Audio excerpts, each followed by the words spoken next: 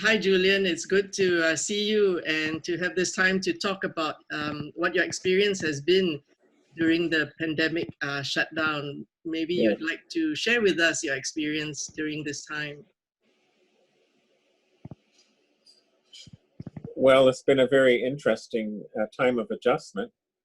We had to act very swiftly and hopefully do all the right things at the right time. Otherwise, our music school might just evaporate. Mm, We had to convince teachers that the idea would work.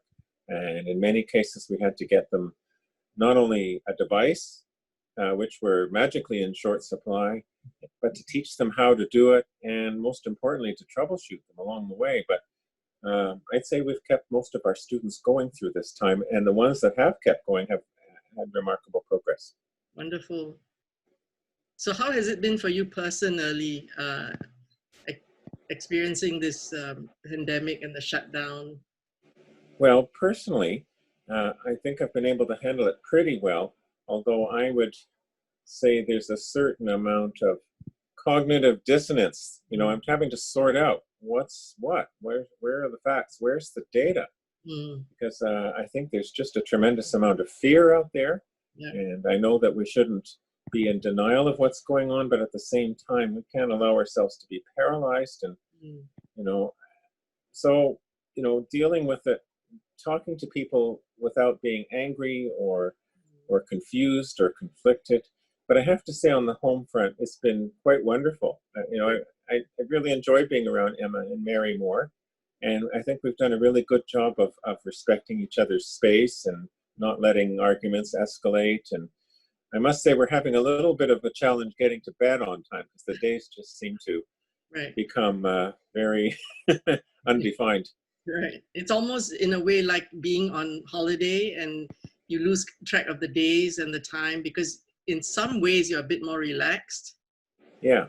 Mm, Well, around this time of year as a teacher, you're usually burnt out, but mm, I'm not burnt out. I mean, I have my other things that worry me and whatever, but every teacher knows what June feels like. right. But we really haven't felt that.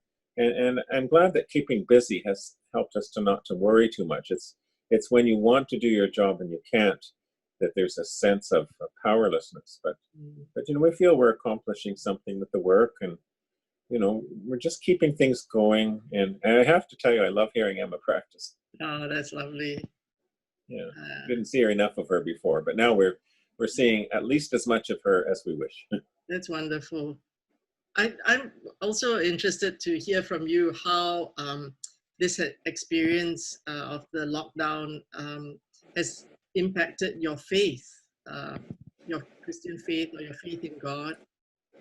Well, it's made it stronger, actually. Mm, I really miss coming to church. I miss seeing people, even if they're just going to tell you about their aches and pains. I miss that too. right. Right. Uh, I really do miss that. I miss the Eucharist. Mm, However, I've been enjoying Peter's messages and other podcasts as well. And I at last have time to actually do some reading. So it's almost a guilty pleasure, but I feel stronger than ever that he is with us yeah. Yeah. in the midst of this awful situation. And I do think of how many people have it worse than we do. Mm, We don't stop to count our blessings often enough, but right. we still have so much. Would you share some of the things you've done for people around you? Because Sure. in the meeting we were in earlier, you mentioned some of the things you had done for people. Yes. Well, we live in a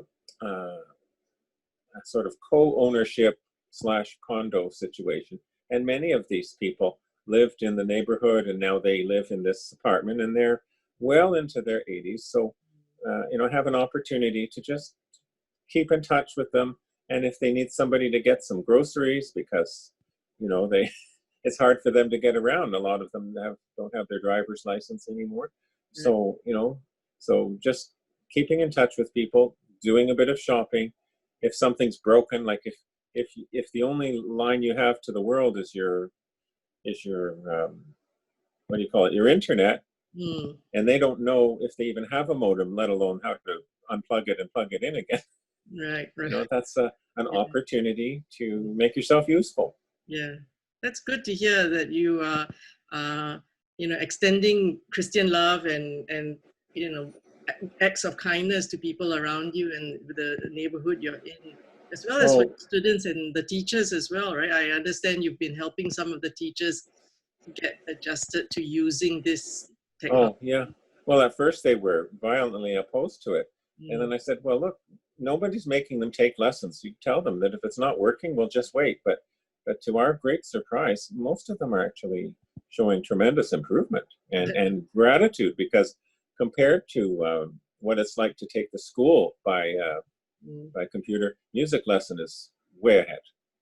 So we'll round up this time, our short conversation. Maybe there's a thing or two you'd like to share about how you anticipate facing the days ahead until Yeah.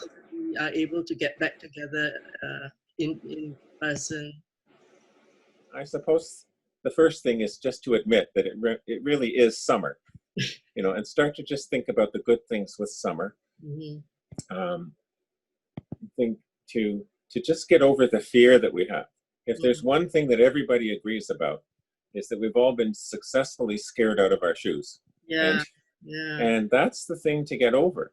Mm. Because even if I have all the clever arguments and I've done all my homework and I've read all my information and can quote this and that and the other, if people are still scared, they're not going to want to get back to normal again. I think they need Canadians in particular need an all clear from the people in charge, and then the, things will reverse very, very quickly. I don't think that this is the new normal. I think that we're getting over this extremely frightened stage, being very, very cautious, which is prudent. But I do feel confident that by September we'll be well and clear of this. And it'll be a very, very unpleasant memory, or maybe in some ways a pleasant memory. It had its good moments, had its silver linings, Yeah, yeah, but I think the main thing is just to get over the fear yeah.